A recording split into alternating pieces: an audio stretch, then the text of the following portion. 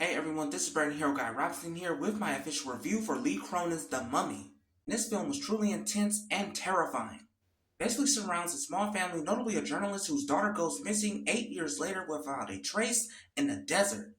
She's then rediscovered 8 years later, only to have a terrifying dark secret and transformation. When this happens, the family experiences and discovers supernatural horrors that their daughter is causing. One of the main things I have to say about this film, Lee Cronin's definitely cooked. This film has an entirely different take on the mummy that is incredibly different from Brendan Fraser's Mummy trilogy. Not to mention, there's some sequences in this film that are both graphic and disturbing. One sequence in particular, notably in the second act, which I won't get into because it will lead to spoilers, made me almost turn away from the screen. Gruesomeness and the gore was definitely spot on. I like how this film had its own spin on Egyptian mythology and lore. That ties into the horror aspects of this film. You tell this film also had a lot of aspects similar to The Evil Dead, which makes sense because of who's directing this film.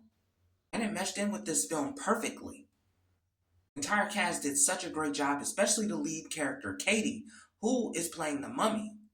She definitely locked into this role really well because she terrified me. If you're a hardcore horror fan and a fan of the movie Monsters, then The Mummy is definitely for you. Without further ado, I give Lee Cronin's The Mummy a 10 out of 10.